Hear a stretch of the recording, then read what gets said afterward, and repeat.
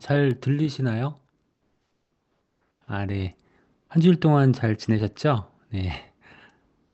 네, 오늘도 지난주에 이어서 이제 뉴트라이트 제품들을 쭉 정리해보는 시간을 가져보도록 하겠습니다. 제가 근데 피드백을 좀 받았는데요. 좀 강의가 좀 어렵다고 이렇게 하는 피드백이 좀 있었고요. 그래서, 어, 컨설턴트님께서 이제 초이스에 있는 그런 제품 순서대로 한번 이렇게 쭉 이렇게 정리하는 것이 좋겠다라고 이렇게 제안을 해주셔가지고, 네, 오늘은 다이어트, 뭐, 운동, 이렇게, 원래 처음에 계획은 그렇게 돼 있었는데, 이제 오늘 초이스를 보면서 좀 어렵지 않게 쉽게 그 제품들을 한번 쭉 이제 알아보는 시간으로 준비했습니다. 근데 이제 아무리 이제 제가 쉽게 하더라도 정말 중요한 부분들이 있거든요. 그런 중요한 부분들은 좀 어려운 내용이 나올 수 있다는 점 좀 양해를 해 주시고요. 그리고 오늘부터는 혹시 강의를 이렇게 들으시다가 궁금하신 점 있으시면은 채팅창에 좀 올려주세요. 그러면 제가 한 마지막에 그 질문들에 대해서 이제 답변하는 그런 시간을 갖도록 하겠습니다. 네, 그러면 오늘도 이제 준비한 자료를 보면서 시작을 해보도록 하겠습니다.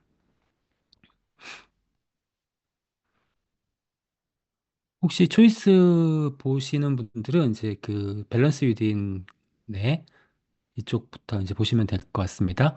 그래서 오늘 밸런스 위드인부터 시작을 해보도록 하겠습니다. 이제 밸런스 위드인은 프로바이오틱스 제품이죠. 네, 뉴트라이트만의 우수한 엄선된 프로바이오틱스를 함유하고 있는 이제 그러한 제품 이제 시리즈로 밸런스 위드인이 있고 밸런스 위든 이뮤너티, 그 다음에 W, 슬림핏 이렇게 있죠.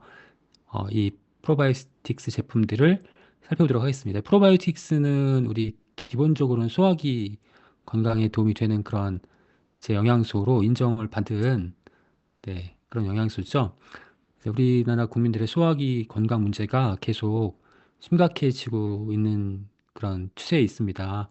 뭐 각종 식도염, 위염 같은 장염 같은 염증도 있고요. 또 뭐 과민성 대장 증후군도 많이 증가하고 있고 염증성 장질환 과 같은 뭐 자가 면역 질환도 많고 또 특히 대장암 같은 경우도 많죠. 많이 증가하고 있죠. 그래서 주변에서 우리가 이제 건강검진 하시다가 내시경 하시다가 용적물 제거했다라는 라고 하시는 분들이 엄청나게 많이 계세요. 네, 그만큼 소화기관 건강 문제가 심각하다 할 수 있죠.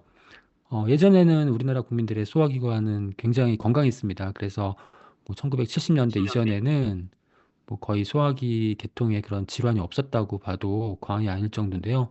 이제 그 이후에 이제 식생활이 이제 급격하게 서구화되면서 이제 식물성 식품의 섭취는 줄어들고 또 동물성 식품이나 육류, 특히 육류나 가공식품의 섭취가 늘어나면서 이 소화기관 건강 상태가 악화 일로에 있습니다. 그래서 연간 소화기 질환 때문에 이제 병원에서 진료를 받으시는 사람들의 숫자가 500만 명이 훨씬 넘어서고 있습니다.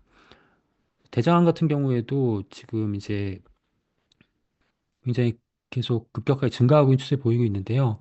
왼쪽에 보시는 그림은 2012년도에 세계보건기구 통계예요. 이때 이미 우리나라는 대장암 발생 세계 1위였습니다. 그래서 인구 10만 명당 이제 45명 정도가 대장암 발생하는 것으로 통계가 나와 있었는데 이제 그 이후에 2019년 통계를 보면은 2012년보다 더 많이 늘어났죠. 그래서 2012년에는 인구 10만 명 45명이었는데 네, 2019년에 국가암 등록 통계를 보면은 남자는 66.8명, 여자는 46.3명으로 네, 몇 년 전보다 훨씬 더 증가하고 있습니다. 지금도 이제 계속 증가하고 있는 추세. 그래서 현재 뭐 위암, 간암, 폐암, 대장암 이렇게 네 가지 암이 굉장히 많이 발생하고 이렇게 순서가 이제 매년 계속 바뀌고 있는 모습을 볼 수 있습니다. 근데 우리가 이제 이런 여러 가지 장 문제는 최근에는 장누수 증후군이라는 그런 개념이 있어요. 그래서 장누수, 그 장이 샌다는 거죠. 그래서 새는 장 증후군이라고 하기도 합니다. 이 얘기는 뭐냐면 장 건강 상태가 안 좋으면은 지금 오른쪽 그림에서 보시는 것처럼 장 세포들이 빽빽하게 딱 밀착이 되어 있어야 되는데 그렇지 않고 이장 세포가 이렇게 간격이 벌어지게 되면요. 그 사이로 그 사이사이로 원래 장세포를 통과해서 어떤 영양소나 그런 물질들이 흡수가 돼야 되는데 장세포가 한번 필터링을 해주는 거죠. 근데 이제 이렇게 틈이 벌어지면은 그 틈새로 바로 그 외부의 독소나 뭐 바이러스들이 바로 침투하기 때문에 우리 몸에 굉장히 큰 여러 가지 문제점을 일으켜요. 그래서 이제 이러한 것들을 이제 장이 샌다 그래서 새는 장 증후군이라고 부르는데요.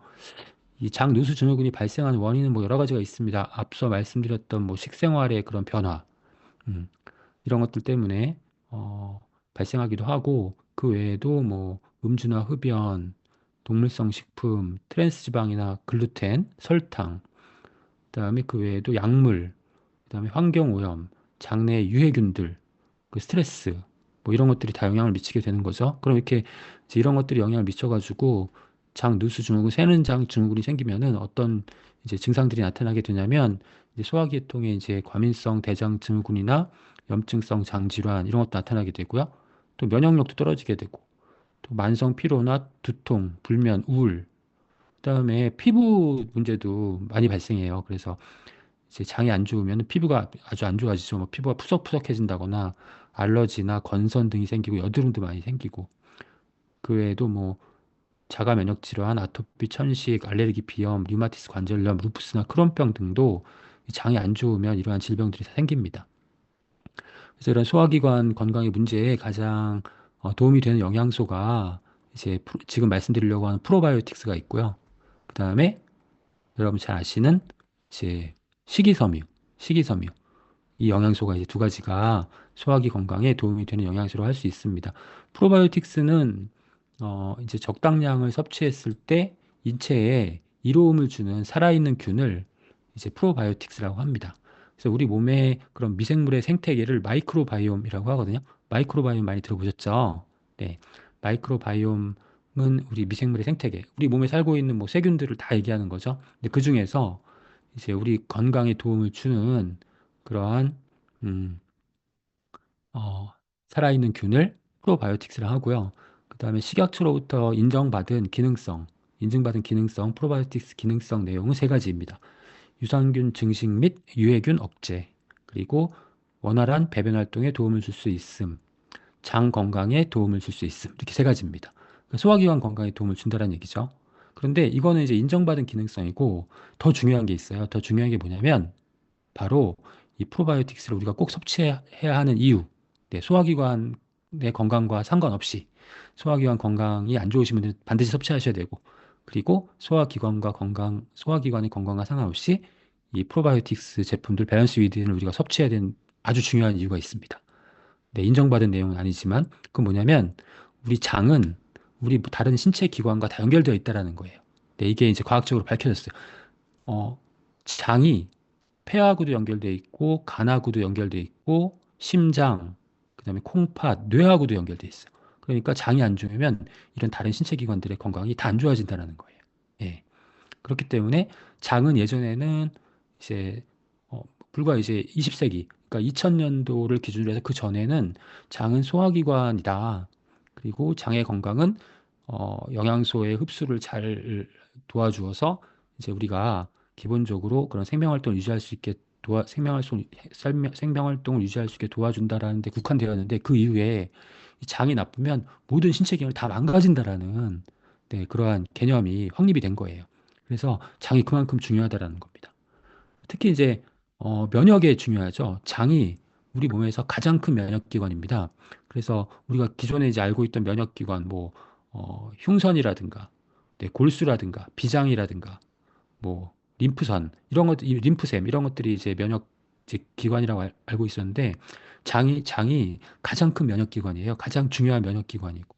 그래서 이제 장 폐축, 이제 장과 폐가 연결되어 있다는 개념인데 이게 무슨 얘기냐면 장에 이제 그 가장 큰 면역기관이기 때문에 장에 면역세포가 다 밀집되어 있고 여기서 또 면역기관도 있고 면역 물질도 장에서 다 만들어져요. 그런데 이렇게 장에서 만들어진 면역 물질이 혈관이나 림프관을 통해서 우리 몸 전체로 다 확산이 되겠죠. 그래서 우리 몸 전체 면역 기능이 좋아지는 거예요. 그 장이 건강하면 우리 몸 전체의 면역 기능이 좋아진다. 그러니까 이 장 건강, 프로바이오틱스는 면역과 아주 밀접한 관련이 있다는 것들을 꼭 기억하셔야 됩니다. 그래서 이제 대표적으로 장이 건강하면 폐에서 면역 기능이 이제 향상이 되기 때문에 폐 감염이 줄어들 수 있다. 근데 폐로 감염되는 게 다 줄어들어요. 근데 우리가 21세기에 들어와가지고 여러 가지 그런 감염병들이 많이 등장했잖아요. 뭐 예를 들면 최근에는 코로나가 있었고 그 전에 뭐 신종플루나 메르스나 뭐 조류독감이 이런 게 굉장히 많았잖아요. 이런 것들이 다 폐 감염이거든요. 그런데 장이 건강하면은 폐 감염이 네, 감소한다. 네, 폐에서 훨씬 더 잘 방어할 수 있게 된다라는 그런 연구 결과들이 이제 계속 발표가 됐습니다. 그래서 우리가 앞으로 또 이제 어떤 변종 바이러스가 나와서 이제 우리가 그런 폐 감염에 또 시대에 또 살 수도 있잖아요. 그거를 예방하기 위해서는 이 장을 건강하게 유지하는 게 도움이 된다. 음. 그리고 이제 이 프로바이오틱스는 우리 그 장에 유익한 균들을 계속 일정 정도 유지하게 도와주는 역할을 합니다. 근데 프로바이오틱스는 나이가 들면 계속 감소를 해요. 그래서 이제 비피도박테리움 같은 경우 이제 우리 그 밸런스 위딘에 들어있는 그 주요 균주가 바로 비피도박테리움이거든요. 비피더스라고 부릅니다. 근데 우리가 어렸을 때는 이 비피더스의 비율이 70% 넘었는데 계속 나이가 들면 줄어든다는 거예요. 그래서 나이가 60세 정도가 되면 이제 뭐 거의 5% 정도로 줄어들어요. 그러니까 이게 나이가 들면 비피더스 균이 좋은 균이 줄어든다.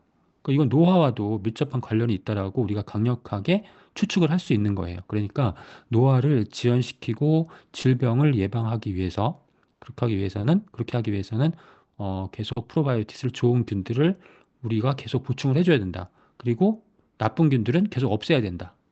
이게 가장 중요한 거예요. 프로바이오틱스를 우리가 섭취해야 되는 가장 중요한 이유라고 할 수 있습니다. 그럼 지금부터는 이제 밸런스 위드인에 들어있는 주요한 균주의 그 기능성들을 한번 살펴보도록 하겠습니다. 이 균주들은 이 밸런스 유딘에 들어있는 균주는 세계 3대 유익균 프로바이오틱스 회사가 있어요. 세계 3대 프로바이오틱스 회사 중에서 미국의 이제 듀폰 듀폰 다니스코의 세계 특허받은 그런 균주 세 가지를 함유하고 있습니다. 그게 첫 번째가 HN019라는 이름의 균이에요. 그래서 이 HN019의 임상 연구 결과를 이제 좀 볼 텐데요. 이 결과는 제가 듀폰 다니스코 회사의 홈페이지에서 직접 찾은 결과입니다. 변의 결장 통과 시간. 그러니까 대장에 변이 오랫동안 머물러 있으면 거기 유해 물질이 많이 생기거든요. 독소도 많이 생기고 이런 것들이 이제 대장암을 유발시키거든요. 그러니까 빨리 통과를 해야 돼요. 대장에서는. 그래서 대장 통과 시간이 굉장히 빨라진다. 이게 다 이제 밸런스 유디인에 함유되어 있는 균주예요. 그 다음에 소화기관 건강에 도움이 되는 거죠. 그래서 위장관 상부 증상 개선에 도움이 된다. 복통, 역류, 메스꺼움, 그 다음에 구토 등이 개선이 되고 또 위장관 하부 증상, 그 소화기관 하부의 증상도 개선할 수 있습니다. 변비, 불규칙한 배변, 가스참, 설사 등도 이제 크게 개선이 되는 그런 결과가 나타났습니다. 임상 연구 결과입니다. 임상 연구는 사람을 대상으로 한 연구라는 점을 지난 시간에 말씀을 드렸었죠. 그다음에 이제 우리가 항생제를 사용하면 부작용으로 설사를 할 수 있거든요. 그런데 항생제가 유발시키는 설사도 감소시키고 또 설사의 지속 시간도 떨어뜨려 준다는 그런 임상 연구 결과입니다.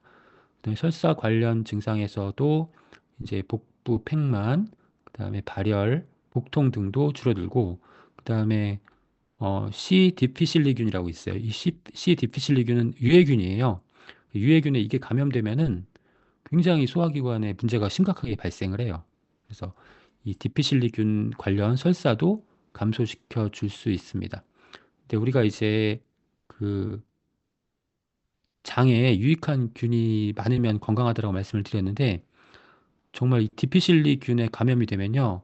장이 자 어떻게 회복 불가능하게 망가지기 때문에 이제 우리나라에서도 그 분변 이식을 해요. 분변 이식. 뭐 유럽이나 미국에서는 분변 이식이 어느 정도 일반화되어 있는데 우리나라에서는 아주 심각한 경우 아니면 건강한 사람의 그 장에 있는 유익한 균들을 이식을 해서 이제 지금 상태가 안 좋은 분들의 이식을 하거든요. 이제 그때 우리나라에서는 이제 한정적으로 허용을 해주고 있는데 이 디피실리균 감염되었을 때만 이제 분변 이식을 허용해주고 있어요. 그래서 이 디피실리균이 아주 나쁜 균이다. 이, 이 나쁜 균에 감염되었을 때에 이 나쁜 균에 감염되었을 때 증상도 이 HN019라는 균이 이제 억제를 해준다. 그 다음에 비피도박테리움을 복원해준다. 그러니까 장에 비피도박테리움이 줄어들었을 때, 좋은 균이 줄어들었을 때 그거를 다시 증가시켜준다는 의미이고요.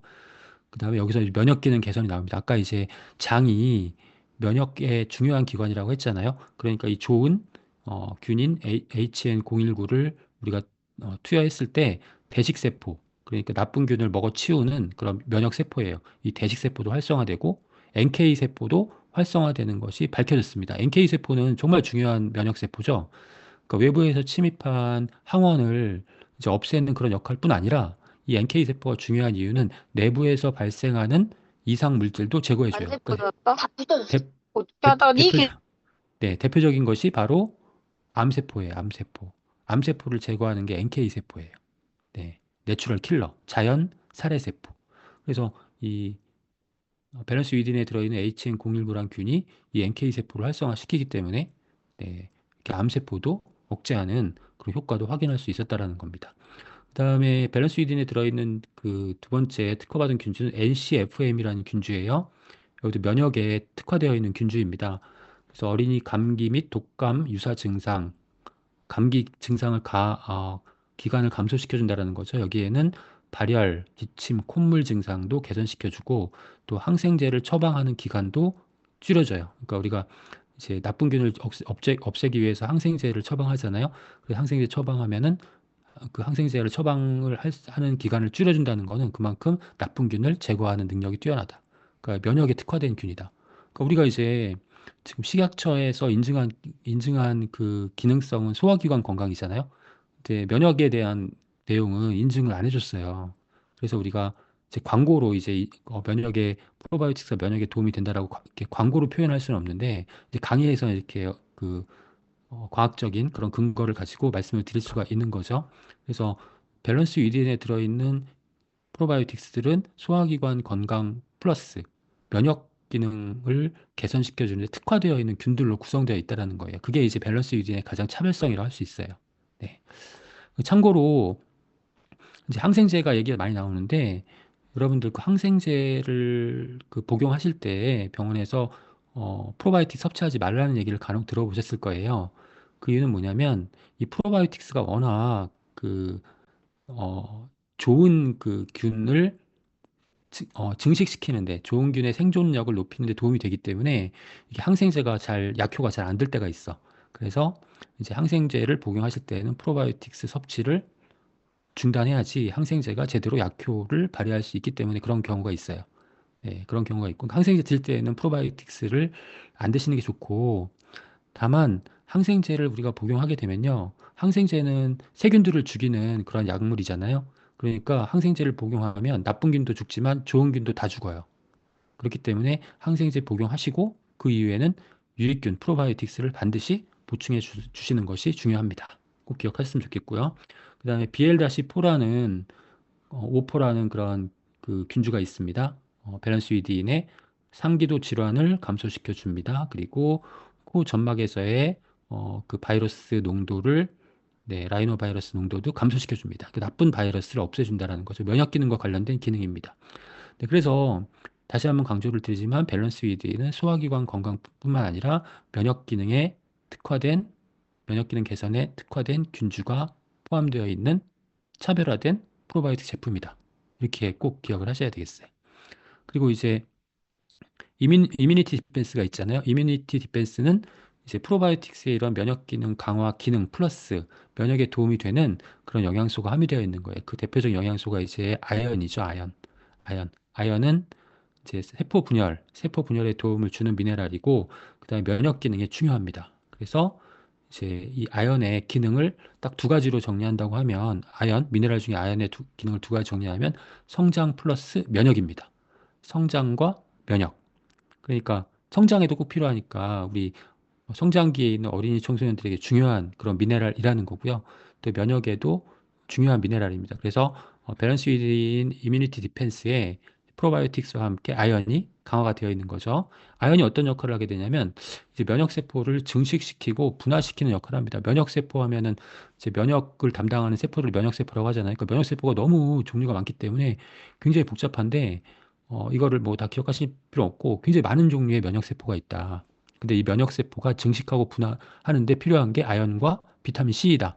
그래서 제 논문 하나 보여드리면 이게 뭐 어렵게 보이시지만 그냥 모든 그런 면역세포가 다 이렇게 줄기세포로부터 분화가 돼가지고 증식을 하게 되는데 여기서 필요한 게 이 면역세포가 증식 분화하는 데 필요한 게 비타민 C와 아연이다라는 거예요. 그래서 아연과 비타민 C는 면역세포의 증식 분화에 필요하기 때문에 우리 면역에 중요한 비타민 미네랄 하면 비타민 C와 아연을 떠올리시면 됩니다. 그래서 이 아연이 밸런스 위드인 이뮤니티 디펜스에 함유가 되어 있다는 거예요. 이것만 기억하시면 돼요. 그러니까 밸런스 위드인은 소화기관의 건강, 면역 건강 이렇게 이해하시면 되겠습니다. 성장에도 도움이 된다고 말씀드렸는데 참고로 보시면 아연은 성장 호르몬의 분비를 촉진시키고 그 다음에 성장 인자, 성장 인자도 활성화시키는 그런 역할을 하기 때문에 이제 성장기에 있는 어린이 청소년들이 꼭 보충해야 되는 그러한 중요한 미네랄이라고 할 수 있습니다. 자, 밸런스 위딘에는 W가 있고 슬림핏이 있습니다. W 슬림핏. 네. W는 이제 그 프로바이오틱스 중에서 이제 락토바실러스를 주 원료로 하고 있습니다. 그래서 이 W는 여성들을 위한 그런 프로바이오틱 제품이라 보시면 돼요. 그래서 이게 사실은 이제 이 내용을 어, 인정받은 기능성은 아니기 때문에 우리가 이제 광고에는 표현할 수 없는데 사실은 이 밸런스 W 제품은 바로 세균성 질염을 예방하는 그런 효과 있는 제품이라고 보시면 돼요. 여성분들은 그 프로바이오틱스이기도 하면서 세균성 질염을 예방을 시켜줄 수 있기 때문에 여성분들에게 권장하는 그러한 제품이라고 보시면 돼요. 그래서 이 락토바실러스, 프로바이오틱스 중에서 락토바실러스는 강력한 항균 활성, 그러니까 나쁜 균을 제거하는 그런 기능이 뛰어나고요. 그다음에 병원체를 경쟁적으로 배제한다. 그러니까 이제 장 세포에 이제 딱 부착할 때 락토바시러스가 다 부착을 하게 되면은 병원체가 부착할 곳이 없게 되는 거예요. 병원체랑 경쟁한다라는 거고요. 그다음에 박테리오신과 젖산을 생성하고 박테리오신은 이제 면역 세포나 아니면 그 이제 유익균들이 만들어내는 물질이에요. 박테리오신. 다른 나쁜 세균을 없애는 그런 물질을 박테리오신이라고 합니다. 이런 것도 많이 생성해내고 그래서 이제 장도 점막으로 되어 있기 때문에 지난 시간에 이제 뭐 상피조직 점막에 대한 말씀을 드렸는데 이 장도 점막으로 되어 있기 때문에 이 점막을 강화하는 역할을 하는 것이 락토바실러스다. 근데 이제 락토바실러스가 부족하다. 프로바이오틱스가 부족하다 그러면은 이제 나쁜 균이 나쁜 균이 증식을 하고 나쁜 균이 이제 그 질염을 유발을 시키는 거죠. 프로바이오틱스를 어, 투여했을 때 특정 프로바이오틱스를 투여했을 때 이제 이 증상이 개선되면서 부작용이 보고되지 않았다라는 그런 결과가 나오고 있습니다.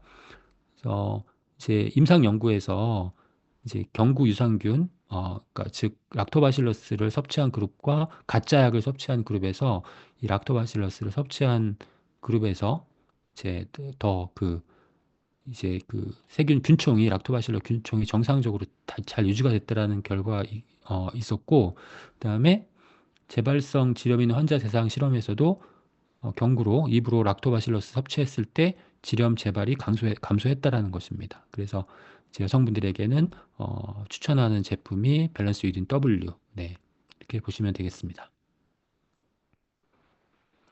락토바실러스는 이제 이 제품에 들어있는 락토바실러스는 일반적으로 이제 프로바이오틱스는 장에 정착하도록 이렇게 되어 있잖아요. 그런데 어떻게 설계되어 있냐면 이 균주들은 소화기관 지나서 항문과 회원부를 통해서 그 질까지 안정적으로 도착하도록 설계가 되어 있습니다. 그래서 이제 이렇게 여성 건강에 도움이 되는 것이죠. 그 여성분들에게는 밸런스 위딘 W. 그다음에 이제 밸런스 위딘 슬림핏은 어, 우리가 이 프로바이오틱스의 유용성을 다 얻으면서 플러스 추가로 체지방도 줄일 수 있는 그러한 그 제품이에요. 그래서 이 제품에는 이 락토바실러스 복합물 HY7601 플러스 KY103이라는 균주를 복합물로 함유하고 있습니다. 이거 어, 특허받은 그런 배합이고요. 그래서 개별 인정형 제품이에요. 이 제품은 개별 인정형. 그래서 요 성분을 이제 다른 회사가 아무 회사나 다 일반적으로 사용할 수 있는 게 아니라 이제 개별 인정형은 그 개별 인정형 인증을 받은 그 회사에서만 사용할 수 있는 거예요. 그래서 이 제품은 다른 회사에 사용할 수 없는 개별 인정형 제품이라는 거죠. 그래서 이제 실험을 했는데 체지방률도 줄어들고 체지방량도 줄어들었습니다. 그런데 제지방량은 체지방을 뺀 게 제지방이거든요. 제지방은 변화가 없다. 그러니까 근육이나 다른 그 수분이나 이런 거 감소 없이 지방만 감소되었다는 결과가 나왔고요. 그다음에 10주차 계속 10차 동안 섭취하니까 몸무게가 약 11% 감소했고 그다음에 몸무게 증가하는 정도가 38% 감소했다라는 결과가 나왔고요.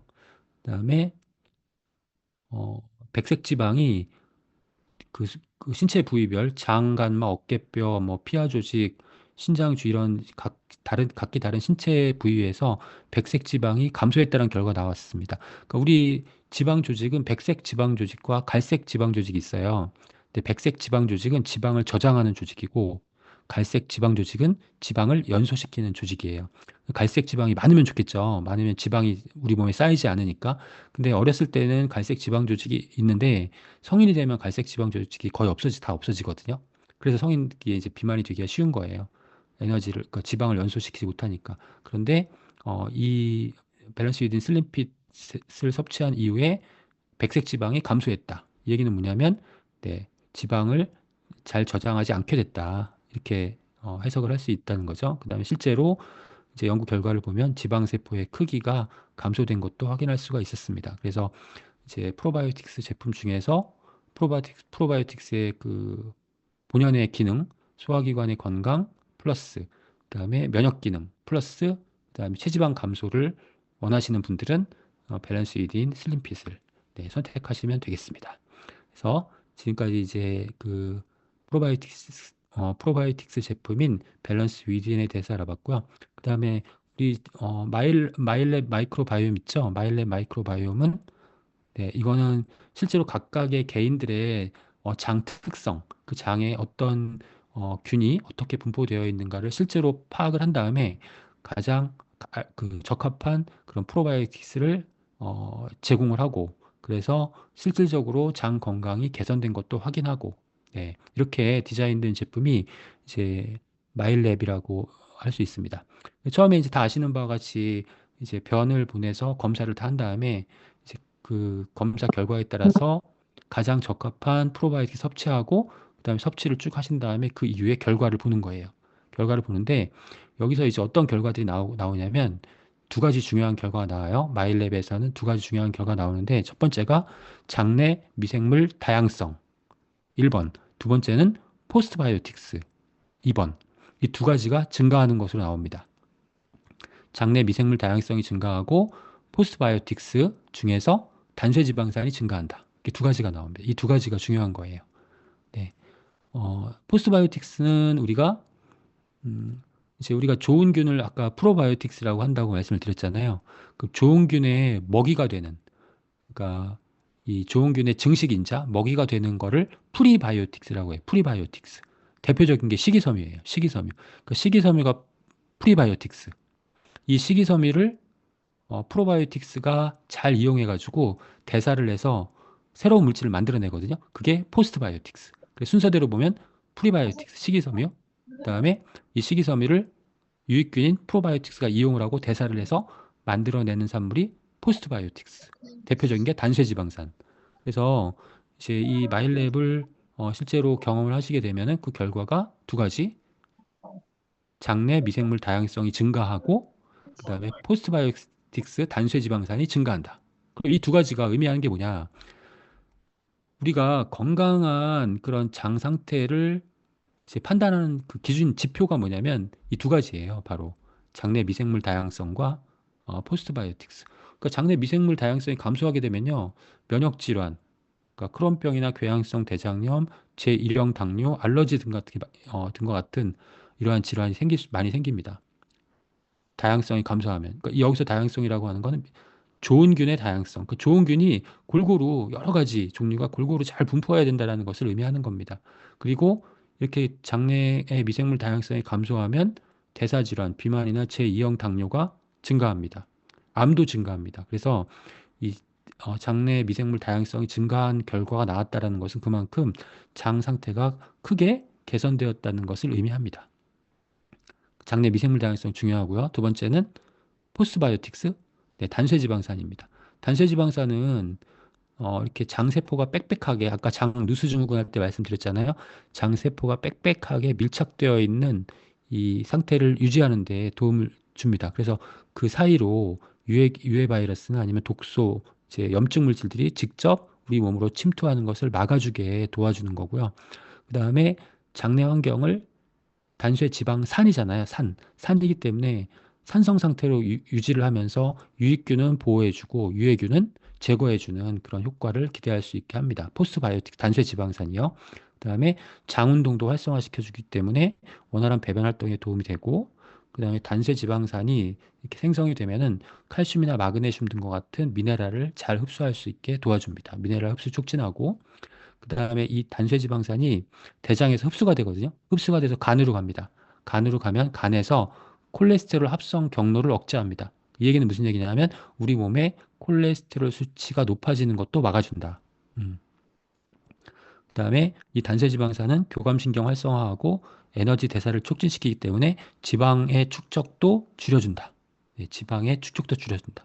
이건 이제 비만이 될 가능성도 그만큼 낮아진다라는 거죠. 네. 그래서 단세지방산 이렇게 다양한 그런 유용성이 지금 밝혀졌기 때문에 우리가 이 프로바이오틱스를 섭취한 이후에 개선 상태를 평가할 때 단세지방산이 얼마나 증가했는가를 보는 겁니다. 네. 그래서 마일랩 이렇게 이용을 하시면은 장내 미생물 다양성과 그다음에 어, 네. 이 포스바이오틱스 단수의 지방산이 증가하기 때문에 우리 건강에 크게 도움을 줄 수 있다라는 거예요. 네, 이게 바로 마일랩 마이크로바이옴의 차별성이라고 보시면 되겠습니다. 참고로 우리가 이제 다이어트 하실 때에도요, 이 다이어트 비만이 되는 원인 중에 하나가 뭐냐면 비만 원인균이라고 들어보셨죠? 비만 원인균. 근데 프리보텔라나 퍼미큐티스 같은 균들이 많으면 비만이 돼요. 왜냐하면 이 프리보텔라 퍼미큐티스 같은 균, 나쁜 균이죠. 나쁜 균들이 걔네들이 주로 원하는 게 지방이거든. 지방. 지방을 원해요. 그 지방을 원하기 때문에 지방이 필요하다는 신호를 보내고 장세포에서 뇌세포에 신호를 보내는 거예요. 장에서 얘네들이 지방을 원한다. 그럼 뇌에 와가지고 뇌가 지방을 섭취하게끔 또 다른 호르몬을 보내는 거죠. 뭐 그렐린 같은 거, 식욕 자극 호르몬 이런 것도 보내고. 네, 그러니까 내가 지방을 먹고 싶어지게 되는 거죠. 나쁜 균이 많으면 식욕까지 조절이 되는 거예요. 음. 내가 지방을 먹고 싶고 단 것을 먹고 싶은 게 아니라 내 장 속에 있는 세균이 나를 조종한다. 그러니까 어떻게 해야 되겠어요? 이런 균들은 없애고 네, 좋은 균들을 계속 대체를 해줘야 되겠죠. 네, 그래서 중요하다. 그리고 아까 말씀드렸던 비만 원인균들을 없애고 다시 좋은 균으로 대체하면 그 다음에 다이어트가 더 훨씬 더 쉽게 진행될 수 있습니다. 그 비만 원인균을 제거하는 게 다이어트의 중요한 한 방법이라는 점도 기억하셨으면 좋겠습니다. 네, 다음에는 이제 칼맥디에 대해서 알아보겠습니다. 칼맥디, 뭐 칼슘과 마그네슘이죠, 당연히. 네, 칼슘은 뭐 워낙 다 많이 잘 알려진 영양소이기 때문에 뼈의 건강에 우선 기본적으로 필요하고 그 외에도 혈액 응고나 신경 전달, 근육의 수축과 이완, 뭐 이런 등등 여러 가지 기능을 합니다. 근데 가장 중요한 칼슘의 역할은 당연히 이제 뼈의 건강이겠죠. 근데 우리가 이제 우리나라 그 국민들이 골다공증이 굉장히 많잖아요. 나이가 들어가면 골다공증이 이제 급격하게 증가하게 되는데 나이가 나이에 따른 그 골밀도를 변화를 보는 거예요. 이 빨간색이 이제 골밀도예요. 이제 골밀도가 이제 젊었을 때는 골밀도가 높잖아요. 근데 나중에 30세 이후부터는 골밀도가 점점점 감소하잖아요. 그러면 나중에 나이가 들면은 골다공증 위험 구간, 골밀도가 그 어떤 기준선 이하로 내려오면은 이제 골다공증의 위험 구간에 진입하거든요. 네. 이렇게 되기 때문에 이 부분을 잘 관리해야 되는데 우리가 이제 태어나서부터 칼슘을 이제 꾸준하게 최대 골밀도를 형성을 했는 거예요. 젊은 시기에. 골밀도가 높게 형성을 해놓으면 젊었을 때 높게 형성을 해놓으면 나중에 나이가 들어서 골밀도가 떨어지더라도 골다공증 위험 구간에 진입하지 않는다라는 개념이죠. 그래서 칼슘 섭취는 성장기 때부터 굉장히 중요하다. 그러니까 우리나라 국민들은 평생 동안 칼슘을 충분하게 섭취하는 것이 좋습니다. 어렸을 때부터. 권장량 이상으로 더 많이 섭취해야 됩니다. 그래야지 최대 골밀도를 형성하고 나중에 나이가 들어서도 골다공증 위험에서 네, 좀 자유로울 수 있다. 그래서 칼슘이 중요한 거고요. 근데 우리가 이제 칼슘도 미네랄이기 때문에 미네랄들은 우리 몸에 이제 그 적정량이 유지가 돼야 돼. 너무 많아도 안 되고 너무 적어도 안 돼요. 그래서 항상성, 그러니까 적정한 상태, 정상 상태를 유지하는 게 중요합니다. 그래서 우리 몸의 칼슘은 99%가 뼈와 치아에 존재합니다. 뼈와 치아에 존재하고 1%가 1%가 어디에 존재하냐면 혈액 중에 존재합니다. 혈액 체액에 존재합니다. 그런데 이 99%의 칼슘, 뼈와 치아에 존재하는 99%의 칼슘이 뭐 한 10%가 줄었어. 그러면 이제 뼈가 좀 약해진다는 것뿐이지 사람이 내가 죽진 않잖아요. 네, 칼슘이 그만큼 한 10% 줄어도 죽진 않잖아요. 뼈와 치아에 있는 칼슘은 뼈가 좀 약해지는 거죠. 근데 혈액 중에 존재하는 1%의 칼슘은 조금만 줄어도 사람이 죽어요. 살 수가 없어. 그러니까 우리 몸은 이 뼈에 있는 칼슘의 양은 크게 신경을 안 써. 이 혈액 중에는 1%의 칼슘은 항상 그 상태로 유지하도록 다 시스템이 딱 돼 있는 거예요. 그러니까 이 혈액 중에 칼슘이 많아지면은 어떻게 해야 되겠어요? 이 많아진 걸 빨리 칼슘을 뼈로 보내야겠죠. 네, 뼈로 이제 보냅니다. 뼈로 보내서 뼈에 이제 칼슘을 막 이제 밀어 넣는 거죠. 반대로 이제 혈액 중에 칼슘이 부족했어. 부족해지면 그때는 어떻게 돼야 돼요? 그럼 빨리 채워넣어야지 칼슘. 어디서 채워넣냐면 뼈에서 빼오는 거예요. 뼈에서 이제 칼슘을 빼와가지고 이제 부족한 혈액 중에 칼슘을 보충을 해주면서 유지를 하게 하는 거죠. 네. 이렇게 되는 경우가 있는데, 이렇게 이제 시스템이 이제 항상성 칼슘을 항상 유지하게 되는데, 이 혈액 중에 1%의 칼슘을 유지하게 도와주는 호르몬이 있습니다. 여성분들에게. 에스트로겐입니다. 에스트로겐. 에스트로겐이 이 1%의 칼슘을 잘 유지하도록 도와주거든요. 그런데 나중에 완경기, 이제 갱년기가 되면은 에스트로겐이 확 줄어들잖아요. 그럼 어떻게 되겠어요? 이 혈액 중에 있는 칼슘을 유지하지를 못하는 거예요. 혈액 중에 칼슘이 빠져나가는 거야, 계속. 그러면 그 칼슘을 보충하기 위해서 어떻게 해야 된다? 뼈에서 계속 칼슘을 빼와야 된다. 그러면 뼈가 계속 약해지겠죠? 그래서 갱년기 이후에 뼈가 급격하게 약해지고 골다공증의 발생 가능성이 크게 높아지는 거예요.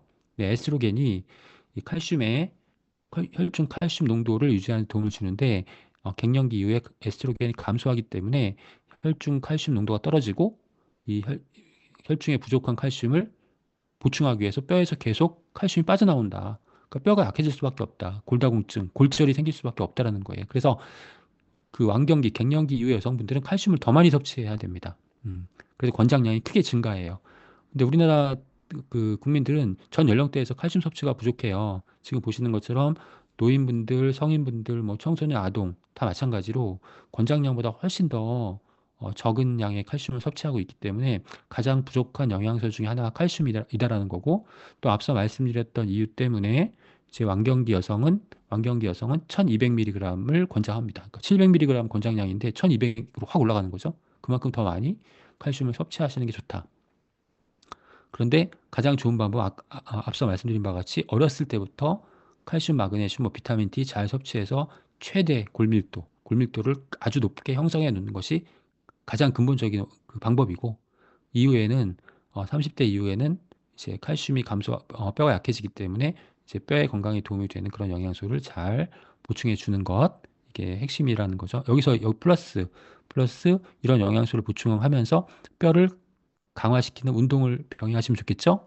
네, 체중 부하 운동이 뼈를 강화시키는 운동입니다. 뼈에 약간 충격을 가하는 그러한 운동이 뼈를 단단하게 만들어주는 운동입니다. 대표적인 게 뼈에 약간 충격을 가할 수 있는 그런, 네, 그런 운동이 어떤 게 있을까요? 네, 줄넘기, 에어로빅, 그다음에 달리기 이런 것들이죠. 네, 참고하시면 되겠고요. 마그네슘도 칼슘과 함께 뼈의 중요한 구성 성분입니다. 그리고 여러 효소의 보조 인자이기도 하고 또 근육의 수축 및 이완, DNA 합성 및 변형에 관여한다. 골격과 치아의 중요한 구성 성분. 칼슘과의 비율은 2대 1입니다. 칼슘이 2개, 마그네슘 1개. 이게 가장 이상적인 비율이에요. 그래서 이 비율을 맞춰서 보충을 해야만 뼈가 건강하고 튼튼하게 잘 유지될 수 있다. 참고로 이제 칼슘과 마그네슘 뭐 인도 있고 뭐 단백질도 있고 여러 가지 그런 뼈를 구성하는 성분들이 있잖아요. 이런 성분들이 무조건 많으면 좋겠지만 이렇게 많다고만 좋은 건 아니고 다양한 성분들이 잘 딱딱하게 잘 결합할 수 있게 도와주는 그런 영양소가 있죠. 네, 잘 결합하게 도와주는 영양소 비타민 K입니다. 비타민 K. 비타민 K는 뼈를 직접 구성하진 않지만 뼈를 구성하는 다양한 성분들이 잘 결합할 수 있게 도와주는 역할을 하는 것이 비타민 K다. 참고로 알아두시면 되고요. 자, 마그네슘은 이제 근육 수축과 이완에 관여하고 신경 조절에 필요하기 때문에 운동 전에 섭취하시면 근육을 부드럽게 풀어주어서 부상 위험을 감소시킬 수 있고요. 운동 후에는 네, 근육이 충분한 휴식을 할 수 있게 도와주기 때문에 근손실 및 근육통, 경련 예방에 도움이 됩니다. 그리고 마라톤 하시는 분들이 마그네슘을 섭취하시거든요. 이제 근육의 그런 어떤 그 정상적인 근육 활동, 또 근육의 그런 어떤 피로 이런 것들을 줄이게 섭취하시는 경우도 있지만 마그네슘은 우리가 에너지를 생성하잖아요. 그 에너지를 일정 정도, 일정 상태로 어느 정도 유지할 수 있게 도와주는. 그러니까 우리 몸에서는 지금 에너지가 계속 생성이 되는데 그 에너지를 바로바로 다 쓰는 게 아니라 뭐 어느 일정 시간 동안 딱 저장을 해놓을 수 있거든요. 여기에 꼭 필요한 게 마그네슘이에요. 음. 마그네슘이 그 에너지 발생 형태인 ATP와 딱 결합을 해가지고 ATP가 일시적으로 저장할 수 있게끔 도와줘요. 그러니까 뭐 지구력 향상이라든가 에너지가 많이 필요한 시간이 오래 걸리는 그런 작업이나 운동을 하시는 분들에게 마그네슘이 필요하죠. 네, 마그네슘은 효소의 구성 성분, 우리 몸에서 이제 다양한 그런 화학 반응이 일어나는데 그런 화학 반응을 잘 일어날 수 있게 도와주는 게 효소이고 마그네슘 그러한 효소의 구성 성분이기 때문에 마그네슘이 부족하면 우리 신체 내에서 여러 가지 다양한 생명 활동을 위해서 필요한 그런 여러 가지 반응들이 잘 일어나지 않게 됩니다. 그래서 신진대사가 전반적으로 저하되고 우리 몸에 적절한 제대로 된 기능이 잘 이루어지지 않을 수 있습니다. 네, 앞서 말씀드렸던 운동 능력 향상에 필요하고요. 그 다음에 혈당을 조절하는데 필요하기 때문에 대사 증후군에도 필요하고, 그 다음에 우리 마그네슘은 스트레스 해소 미네랄이라고 합니다. 네, 마그네슘 섭취하시면은 네, 우울, 불안, 감정 장애도 네, 낮춰줄 수 있고요. 수면의 질, 그 다음에 인지 기능 개선에도 도움이 되는 그런 미네랄 마그네슘이 굉장히 중요하죠. 그 다음에 신경 전달, 신경 조절에 관여하기 때문에 이제 신경 그 계통의 문제 중에 하나가 이제 뭐 예를 들면 그 경련 같은 거거든요. 그러니까 우리 근육 경련이라든가 아니면 이렇게 안면도 근육이죠. 안면 근육 경련. 그 눈가나 뭐 입에 이제 그 경련이 일어났을 때 그럴 때 마그네슘 부족일 경우도 있습니다. 그러니까 그때는 한번 마그네슘을 보충해 주시는 것도 이제 권장을 하는 것이죠. 다음은 비타민 B군입니다. 비타민 B군. 네. 뭐 지난 시간에 비타민 뭐 미네랄 일부를 했었고 그다음에 항산화 영양소, 식물 영양소에 대해서 말씀을 드렸는데 비타민 B군은 다루지 않았었어요. 그래서 지금 이 초이스에 나와 있는 순서대로 이제 비타민 B, 이제 비타민 B 플러스 있고 이스트 B 뭐 아이언 폴릭 플러스도 아이언 폴릭이 이제 엽산이잖아요. 그 엽산과 아이언, 그 철분이 결합되어 있는 그런 건강기능식품이죠. 그래서 이제 비타민 B군 제품에 같이 포함시켰습니다. 비타민 B의 역할을 볼까요? 비타민 B는 우리가 지금 보시는 그림은 이제 에너지가 만들어지는 과정이에요. 그래서 뭐 이게 뭐 중요한 건 아닌데 에너지가 뭐 예를 들면 포도당을 가지고 당분을 가지고 우리가 에너지를 만들잖아요. 그래서 에너지를 이제 당분이 세포 내로 들어가서 세포 안에 그 에너지 생성 기관이 미토콘드리아에서 에너지로 만들어지는 거잖아요. 근데 여기서 중요한 건 뭐냐면 비타민 B가 그 각각의 에너지로 전환되는 각각의 단계에서 다 비타민가 필요하다라는 거예요. 비타민 B군이. 그러니까 에너지가 제대로 잘 만들어지려면 비타민 B군이 반드시 있어야 된다. 탄수화물이나 단백질이나 지방 대사에 비타민 B가 필요하다라고 하는 이유죠. 그러니까 이런 에너지 대사에 비타민 B가 없으면 에너지가 잘 만들어지지 않는 거예요. 그러니까 에너지는 우리가 생명 활동에 필요하는 우리가 생명 활동에 사용하는 게 다 에너지잖아요. 음식물을 지방, 단백질, 탄수화물을 다 에너지로 바꾸는 거잖아요. 근데 이 에너지가 잘 안 생기면 어떻게 되겠어요? 쓸 에너지가 없으니까 항상 피곤한 거죠. 내가 활력 넘치게 이렇게 생활할 수가 없는 거예요. 그 만성 피로, 네, 만성 피로에 빠지시게 되는 거죠. 그리고 에너지가 생성이 안 된다. 예를 들면 지방 같은 게 빨리빨리 에너지로 바뀌어야 되는데 이게 잘 안 바뀐다. 비만이 되는 거예요.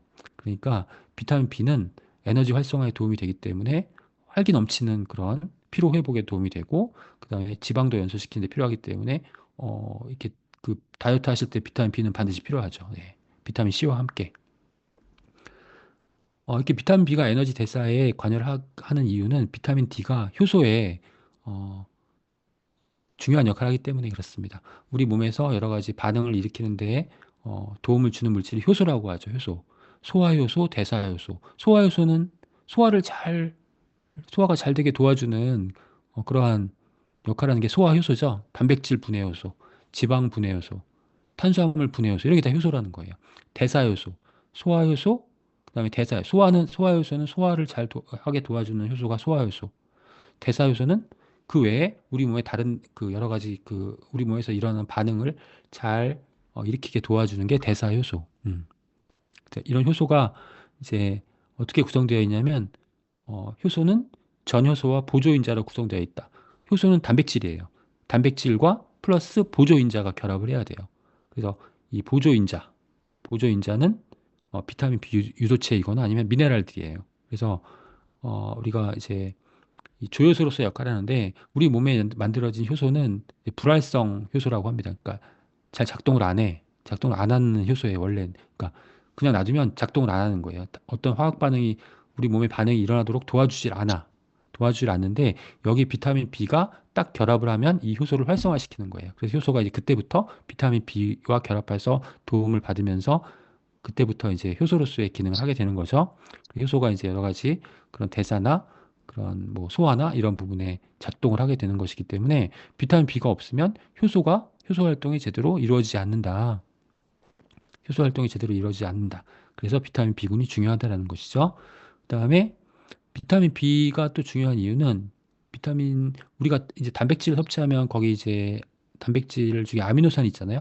그 아미노산은 대사되는 과정에서 메티오닌이라는 아미노산이 대사되는 과정에서 호모시스테인이 많이 생겨요. 호모시스테인이 많이 생기면 이 호모시스테인은 혈액의 점도를 상승시키는 물질이기 때문에 이제 혈액 흐름을 방해하게 됩니다. 그래서 심혈관계 질환의 원인이 돼요.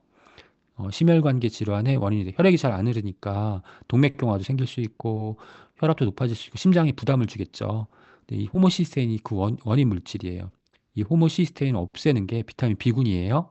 그래서 비타민 B군 중에 엽산, 그다음에 비타민 B6, 비타민 B12, 비타민 B12 이 세 가지가 호모시스테인을 없애서 혈액순환을 잘하게 도와주고 그다음에 심혈관계 건강에 도움을 준다.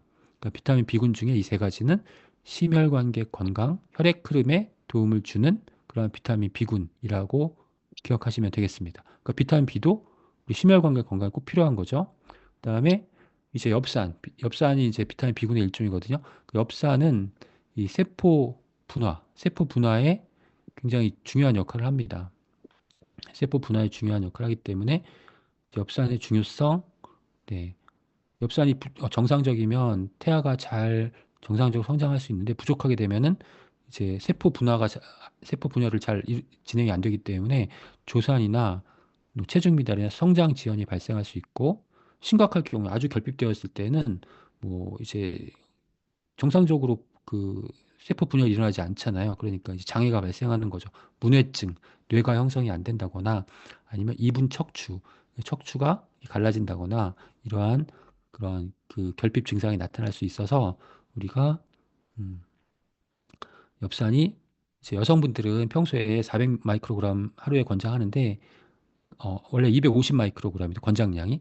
근데 가임기 여성 400 마이크로그램, 임신하시면 600 마이크로그램 권장이 확 증가하게 됩니다. 바로 이런 이유 때문에 그렇죠. 근데 엽산이 이제 필요한 시기는 언제냐면 세포 분열이 가장 왕성한 시기. 그래서 수정되었을 때부터 4주까지 이때가 엽산이 가장 필요한 시기예요. 근데 우리가 이제 임신을 해서 이제 임신을 확인하게 되면 임신 뭐 6주입니다, 7주입니다 이렇게 되잖아요. 그때부터 엽산을 섭취해야 되겠다. 그럼 약간 늦었다는 거예요. 그러니까 가임기, 임신을 계획할 때부터 엽산은 충분하게 잘 보충하는 것이 중요합니다. 그래서 비타민 B군이 이렇게 다양한 역할을 해요. 에너지 활성화, 또 뭐 있었죠? 에너지 활성화, 그다음에 네, 효소의 구성 성분, 그다음에 이제 호모시스테인과 관련된 심혈관계 건강, 그다음에 엽산과 같이 이렇게 음, 세포 분열, 성장 이런 부분에 관여를 한다는 거고 또 하나 중요한 게 있어요. 중요한 게 뭐냐면 음, 간 해독 경로예요. 간 해독. 우리 몸에 나쁜 것들이 들어오면은 간에서 해독을 해야 되잖아요. 간이 하는 역할이 굉장히 많죠. 영양소의 대사, 영양소의 합성, 해독. 특히 해독이 중요하죠. 현대인들은 그러니까 워낙 그 독소들이 많이 우리 몸에 침입을 하기 때문에 이러한 독소들을 빨리빨리 독이 없는 물질로 바꿔주는 게 우리 건강의 중요한 조건 중에 하나입니다. 해독. 그래서 간 건강이 굉장히 중요해. 현대인들에게 해독이 중요하다. 근데 해독에서 중요한 영양소가 이제 바로 비타민 B군이라는 거예요. 비타민 B군. 네. 그래서 이제 이 간해독에서 중요한 영양소를 딱 정리해 드리면은 비타민 B군, 지금 나와 있는 빨간색으로 표시되어 있는 비타민 B군, 이게 중요하고 간에서 이제 효소작용을 통해서 간이 이제 해독을 하게 도와주는 거고 그다음에 항산화 영양소가 중요해요. 왜냐하면 간에서 해독을 할 때 간이 어마어마한 양의 산소를 사용하고 유해산소가 엄청나게 많이 발생을 하거든요. 간세포를 파괴해요. 그렇기 때문에 유해산소로부터 간세포를 보호하기 위한 항산화 영양소가 굉장히 중요하다. 대표적인 항산화 영양소가 이제 밀크시슬에 들어있는 실리마린, 밀크시슬이다. 이게 항산화 영양소라는 거예요. 그다음 세 번째는 이제 그 해독을 했으면 배출이 용이하게끔 형태를 바꿔줘야 되는 거죠. 그때 필요한 것이 이제 필수 아미노산이에요. 필수 아미노산, 단백질, 좋은 단백질을 섭취해야 된다. 좋은 단백질. 그래서 이제 간 해독에 중요한 영양소 크게 세 가지 기억하시면 돼요. 비타민 B군이 중요하다. 간 건강을 위해서, 간 해독을 위해서 비타민 B군이 중요하다. 두 번째, 밀크시스를 비롯한 항산화 영양소가 중요하다. 세 번째, 필수 아미노산이 중요하다. 세 가지. 간에서는 이렇게 세 가지만 기억하시면 되겠습니다. 그래서 비타민 B가 굉장히 다양한 역할을 한다는 거, 네, 이렇게 알아두셨으면 좋겠습니다. 네, 오늘은 SHN 서플리먼트만 하고, 그 다음에 질문 하신 내용 답변해 드리도록 하겠습니다. SHN 서플리먼트, SHN은 S가 스킨, H가 헤어, N이 네일, 그래서 피부, 모발, 손톱 건강에 도움이 되는 그런 건강기능식품이죠. 네. 비오틴이 함유되어 있습니다. 비오틴은 이제 모발과 손톱의 성분인 케라틴을 합성하는데 반드시 필요합니다. 비오틴이. 그래서 모발 건강, 그다음에 손톱 건강에 도움을 주는 거고 또 콜라겐, 피부의 주요 구성 성분, 머리카락에도 있고 손톱에도 있고 그렇지 피부에도 있는 그런 단백질이 콜라겐이죠. 콜라겐을 합성하는 데 필요합니다. 그 외에도 뭐 혈당 조절, 그 당뇨를 예방하는 데 필요하고 근육통, 운동장애 예방하는 데 필요하고 만성 피로 회복, 그다음 심혈관계 건강, 콜레스테롤 조절, 그다음에 기억력 유지에 도움이 되고 또 수면, 기분 등과 같은 부신 건강에 도움이 되는 그런 비타민 B군이 비오틴에 다양한 기능을 하죠.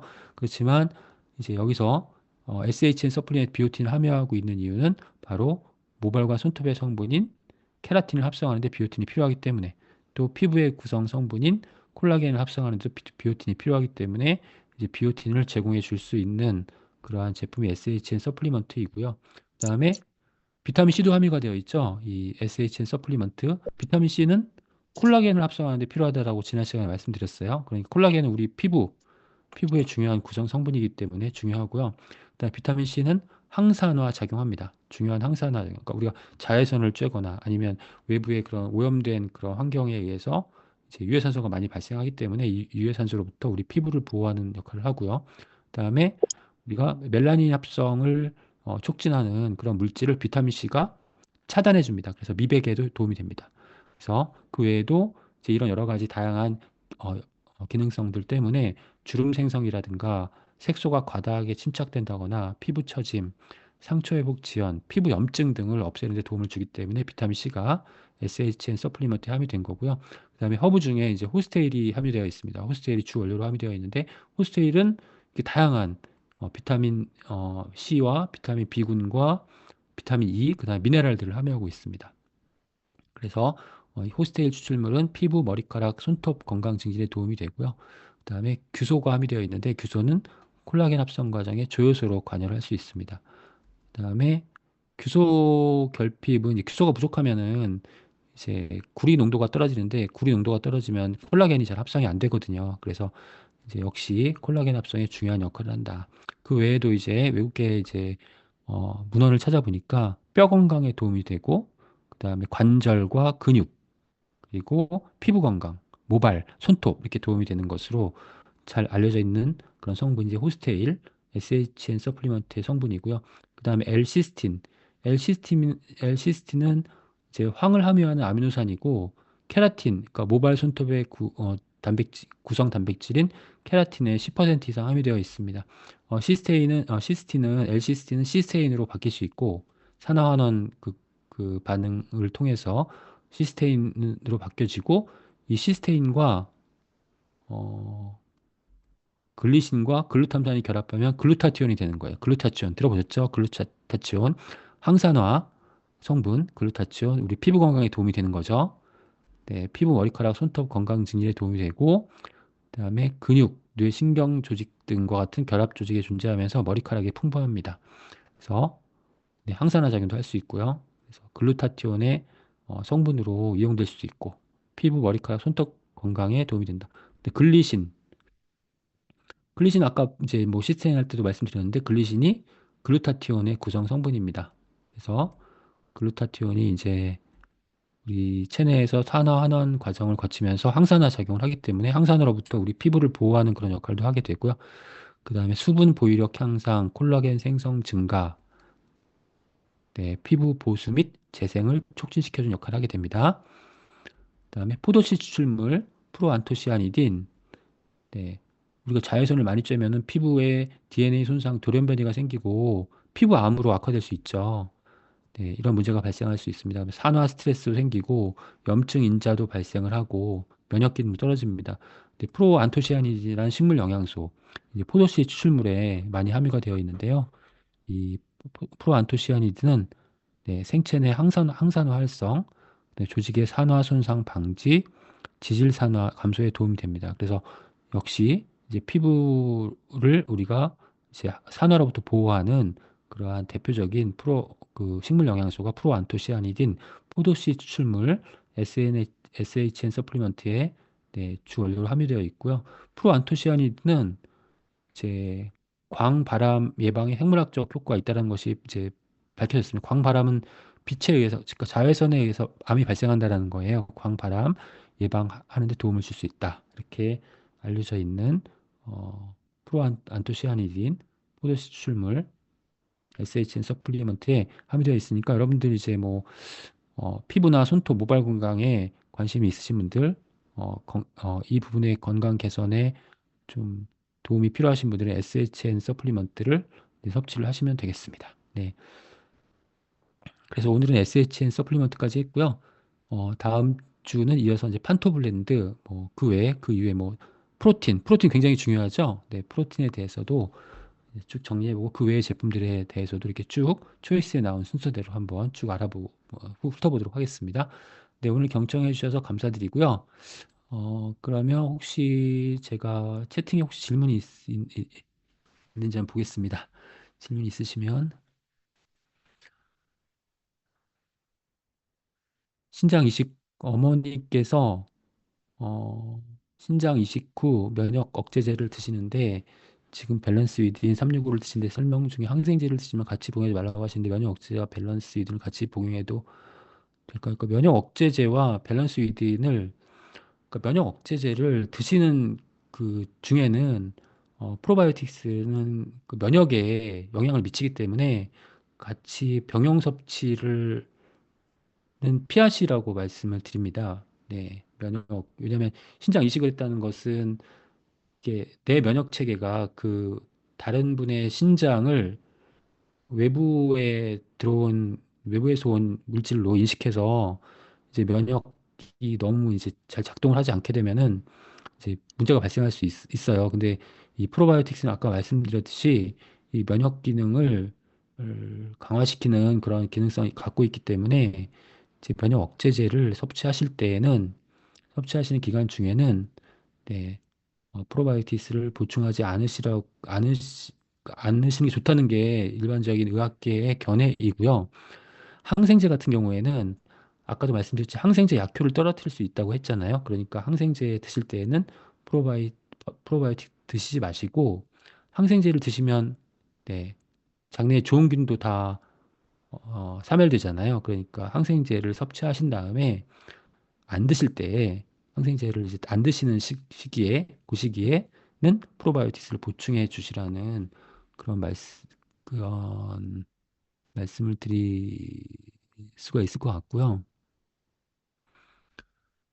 그다음에 이제 방광염이 자주 재발하는 W는 이제 그 염증 자체가요. 그 프로바이오틱스가 염증을 억제하는 그런 기능성이 가지고 있어요. 그러니까 제가 이제 항상 강의 시간에 말씀드리는데 현대인들은 염증이 많잖아요. 뭐 방광염도 있고 비염도 있고 뭐 염증이 굉장히 많아요. 그 뒤에 염자 붙은 거 간염, 뭐 장염 다 염증이잖아요. 이게 만성 염증도 있고 그 염증에는 가장 기본적으로 오메가3 지방산과 식물 영양소, 뉴트라이트의 그 식물 영양소. 지난 시간에 뭐 제가 식물 영양소 기능성 뭐라고 말씀드렸죠? 항산화, 항염증. 기억나시나요? 항산화, 항염증. 네, 식물 영양소. 오메가3 지방산, 식물 영양소, 프로바이오틱스입니다. 프로바이오틱스. 프로바이오틱스 염증을 줄여줘요. 그래서 뭐 참고로 연구 결과나 소개해 드리면은 전 세계에서 100세 이상의 분들을 조사했는데 그 100세 이상 건강하신 이유가 장 항상성 때문에 그렇습니다. 장 항상성. 장내에 장이 건강한 상태가 유지가 된다는 거예요. 그래서 봤더니 염증 수치가 젊은 사람들하고 거의 똑같은 수준으로 유지가 되고 있었습니다. 그 100세 이상의 건강하신 분들이. 그 염증이 증가하면 이제 그만큼 노화가 촉진된다라는 거고, 근데 건강하게 나이 드신 분들은 염증 수치가 낮다. 근데 염증 수치가 왜 낮은가 봤더니 바로 장내에 프로바이오틱스 비율이 굉장히 높다라는 거예요. 그 프로바이오틱스와 염증 수치가 관련이 있습니다. 그리고 포스바이오틱스 아까 말씀드렸던 단쇄지방산 수치도 높았어요. 그러니까 이 프로바이오틱스가 염증을 네, 없애는데 좋고요. 그리고 이제 W 같은 경우에는 아까 지렴에 대해서 말씀드렸는데 그렇기 때문에 이제 프로바이오틱스가 함유된 네, 그 락토바실러스가 함유된 그 W가 도움이 될 수 있고 방광염 여성분들이라면 방광염에 도움이 될 수 있을 것 같습니다. 네.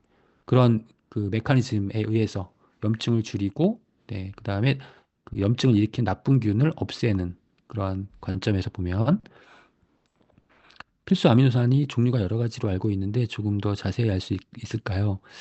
아, 아미노산은 단백질의 구성 성분이 아미노산이잖아요. 네, 단백질이 우리가 먹는 단백질, 뭐 고기, 콩 이런 거 먹으면 이 우리 소화 효소에 의해서 이제 분해가 돼요. 아미노산 단위로 분해가 돼요. 그러니까 단백질은 아미노산으로 구성되어 있다. 근데 아미노산 중에서 우리 몸에서 만들어지는 아미노산이 있고 우리 몸에서 만들어지지 않는 아미노산이 있어요. 근데 우리 몸에서 만들어지는 아미노산은 우리가 굳이 섭취할 필요가 없잖아요. 그래서 비필수 아미노산을 부르고 이제 우리 몸에서 만들어지지 않는 아미노산은 반드시 음식물을 통해 섭취해야 되기 때문에 필수 아미노산이라 부릅니다. 그래서 우리 몸을 구성하고 있는 단백질은 20가지 아미노산으로 되어 있는데 20가지 아미노산 중에서 9가지가 필수 아미노산이고 11가지가 비필수 아미노산이에요. 9가지가 필수 아미노산. 이 9가지 아미노산은 반드시 음식물로부터 섭취가 되어야 합니다. 근데 비필수 아미노산 중에서 한두 가지가 현대인들이 부족하기 때문에 얘네 한두 가지가 필수로 다시 분류되기도 합니다. 그래서 필수 아미노산은 반드시 외부의 그 단백질로부터 보충을 해줘야 되는 그런 아미노산이다.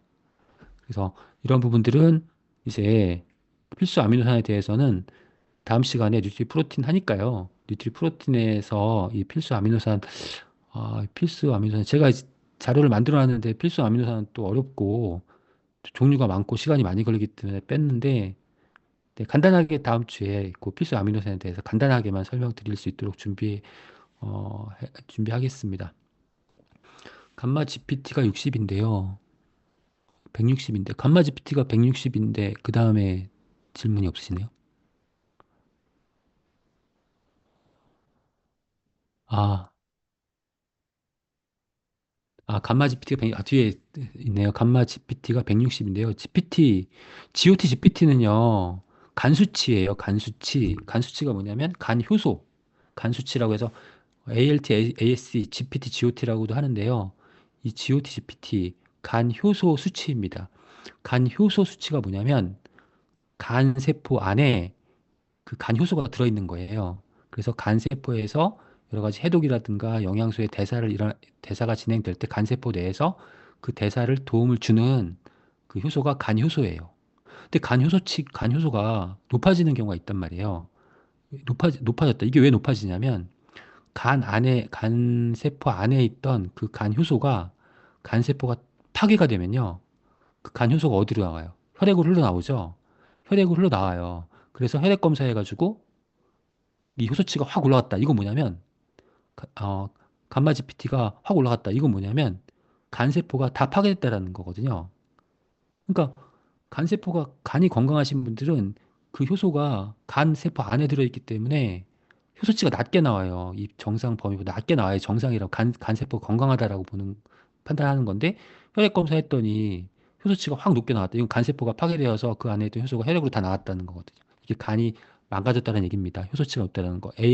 AST, ALT로 나오기도 건강검진 하시면 ALT, AS로 나오기도 하고 혹은 똑같이 GOT, GPT, 이거 약자 약간 틀린데 GOT, GPT로 나오기도 합니다. 그래서 간세포가 파괴되어 있다는 거거든요. 간세포를 빨리 재생시키는 게 좋다.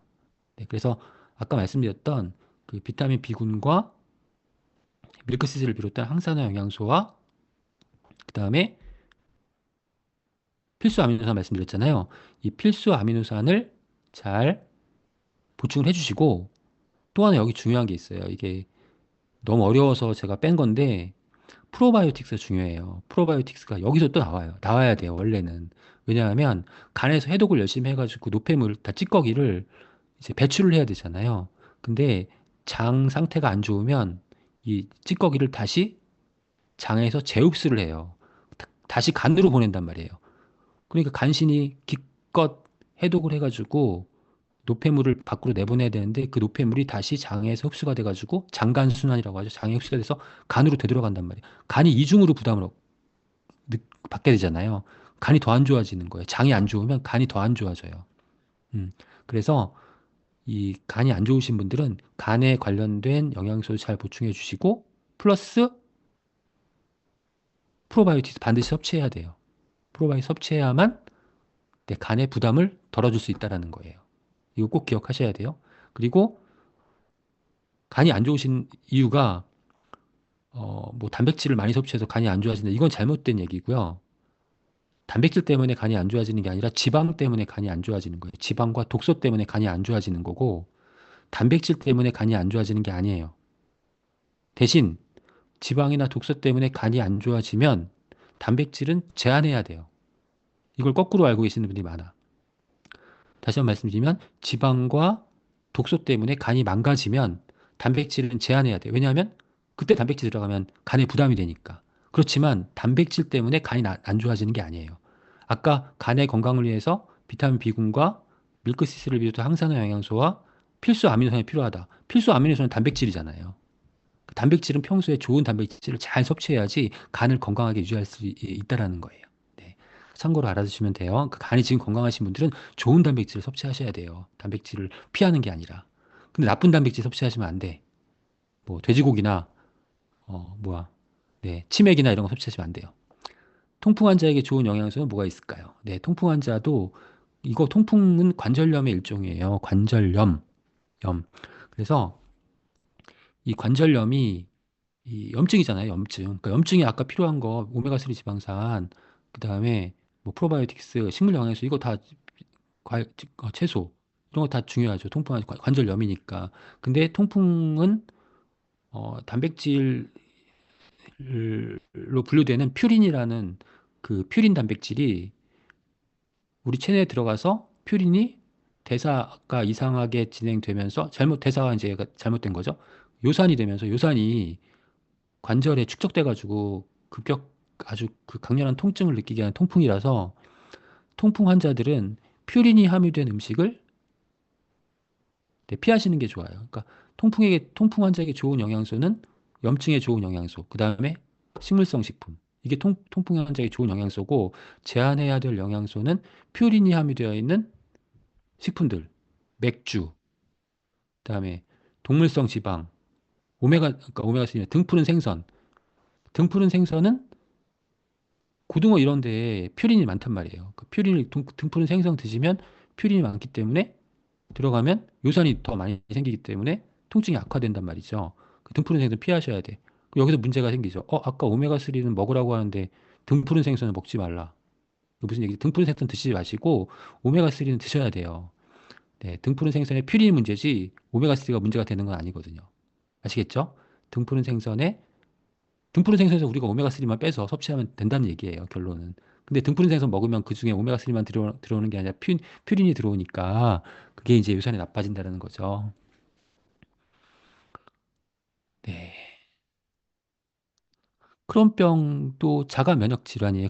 크론은 이제 우리 크론병은 소화기관, 입에서부터 항문까지 이 소화기관 전체에 염증이 생기는 병인데 자가 면역 질환이에요. 자가 면역 질환. 크론병 자가 면역 질환이기 때문에 여기 뭐 쇼그린 증후군도 마찬가지. 자가 면역 질환이기 때문에 이게 면역을 조절하는 그러한 영양소가 필요하다라는 거죠. 근데 자가 면역 질환은 뭐 쇼그렌 증후군, 뭐 크론병, 뭐 궤양성 대장염, 뭐 갑상선 기능 저하 다 저거거든요. 지난번에 말씀드렸듯이 다 자가 면역 질환, 루푸스 뭐 다 자가 면역 질환은 현대 의학이 아직까지 원인과 치료법을 발견하지 못했습니다. 그러니까 불치의 영역이에요. 그래서 제가 말씀드릴 수 없는 부분인데 이제 면역 계통에 문제가 됐다라는 거잖아요. 자가 면역 질환. 근데 자가 면역 질환은 면역에서 문제가 됐는데 면역이 문제가 뭐가 됐냐면 면역이 너무 세다라는 거예요. 면역이 너무 세다. 그러니까 자가 면역 질환, 과민 면역 반응 이런 거 있잖아요. 과민 면역 반응, 아토피, 알러지, 천식이 있잖아요. 근데 자가 면역 질환은 너무 면역이 너무 세가지고 우리 몸을 외부의 그 나쁜 물질로 침입한 나쁜 물질 그 오인해가지고 공격을 해서 파괴시키는 거거든요. 그러니까 면역이 필요 이상으로 너무 이상하게 강해졌다라는 거거든요. 그래서 우리가 면역을 얘기할 때 면역이 무조건 면역이 강해야 돼. 이거 잘못된 얘기라는 거예요. 면역이 강하면 안 돼. 면역은 적절하게 유지가 돼야 돼. 그래서 면역을 얘기할 때는 면역 밸런스라고 해요. 이뮤니티 밸런스. 이뮤니티 밸런스 혹은 이뮤니티 레귤레이션. 조절을 해야 된다는 거예요. 조절. 면역을 잘 조절해야 된다. 적절하게. 그러니까 선천 면역과 후천 면역의 균형, 체액성 면역과 세포성 면역의 균형이 중요하다는 거예요. 밸런스가 중요하다는 거예요. 그래서 이 면역의 밸런스에 도움이 되는 영양소가 바로 네, 프로바이오틱스, 그 다음에 비타민 미네랄이라는 거예요. 비타민 미네랄, 프로바이오틱스라는 거예요. 음, 비타민 미네랄. 그 면역에 좋다는 어떤 우리가 그 예로부터 전해 내려오는 그 민간요법에 나오는 그러한 뭐 그런 것들 이런 것들은 면역을 균형 있게 조절하는 것보다는 특정 면역 세포나 특정 면역 물질을 증가시키는 데 초점이 맞춰져 있어요. 그래서 그런 성분보다는 비타민, 미네랄, 프로바이오틱스 등은 면역 조절에 도움을 주는 그런 영양소라는 것들이 밝혀지고 있기 때문에 그런 것들을 좀 보충해 주시면 좋아요. 비타민, 미네랄, 프로바이오틱스. 네. 그래서 오늘은 네, 여기까지 해야 될 것 같습니다. 다음 시간에 또 질문해 주세요. 그럼 또 제가 답변해 드리도록 하겠습니다. 네, 오늘 긴 시간 동안 경청해 주셔서 감사드리고요. 네, 다음 주에 또 다른 기타 제품들에 대해서 또 알아보는 시간 갖도록 하겠습니다. 감사합니다.